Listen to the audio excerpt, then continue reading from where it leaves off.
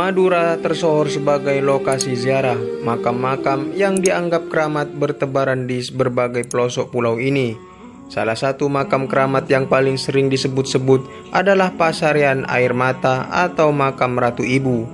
Di Desa Buduran, Kecamatan Arusbaya, Kabupaten Bangkalan, legenda makam Ratu Epu yang mata airnya dianggap keramat membuat tempat ini populer.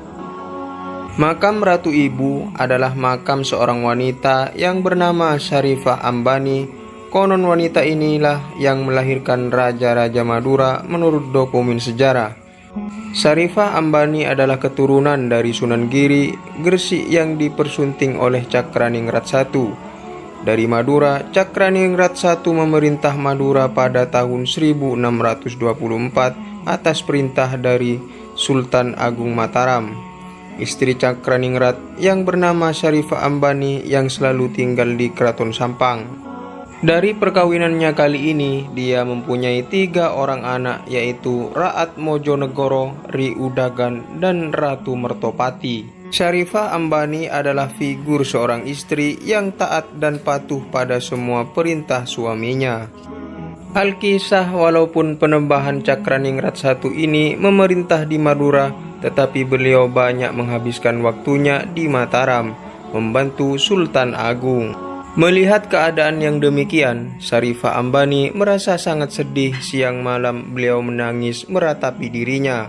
Akhirnya beliau bertekad untuk menjalankan pertapaan. Kemudian bertapalah Syarifah di sebuah bukit yang terletak di daerah Buduran Arusbaya. Dalam tapanya, beliau memohon dan berdoa semoga keturunannya kelak sampai pada 7 turunan dapat ditakdirkan untuk menjadi penguasa pemerintah di Madura. Dalam pertapaannya itu, secara rohaniah, beliau bertemu Nabi Khidir alaihissalam. Dari pertemuan itu, beliau memperoleh kabar bahwa permohonannya dikabulkan. Betapa senangnya hati beliau. Akhirnya beliau bergegas pulang kembali ke Sampang. Selang beberapa lama kemudian, Penambahan Cakraningrat I datang dari Mataram.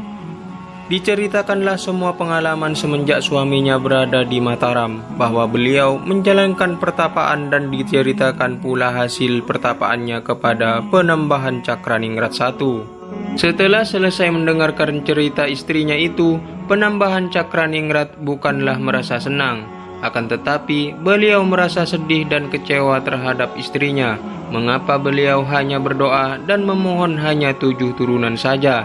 Melihat kekecewaan yang terjadi pada diri Penambahan Cakraningrat ini, beliau merasa berdosa dan bersalah terhadap suaminya. Setelah Penambahan Cakraningrat kembali ke Mataram, beliau pergi bertapa lagi ke tempat pertapaannya yang dulu. Beliau memohon agar semua kesalahan dan dosa terhadap suaminya diampuni dengan perasaan sedih. Beliau terus menjalani pertapaannya, selalu menangis dan terus menangis, sehingga air matanya mengalir membanjiri sekeliling tempat pertapaannya membentuk sendang. Arti dari sendang tersebut, kolam di pegunungan dan sebagainya yang airnya berasal dari mata air. Mata air ini tidak pernah kekeringan meski di musim kemarau panjang. Sampai sekarang, masyarakat Madura mempercayai sumber air sendang ini keramat. Terlepas dari masalah percaya atau tidak, air sumur ini diyakini sejumlah orang membawa khasiat jika diminum bisa menyembuhkan penyakit, dan buat para pedagang memerciki barang dagangannya dianggap bisa memperlancar rezeki. Karena diyakini bisa mendatangkan berkah, pengurus makam Air Mata mengemasnya dalam botol plastik kemasan 1,5 liter untuk dijadikan oleh-oleh. Wallahu a'lam bishawab.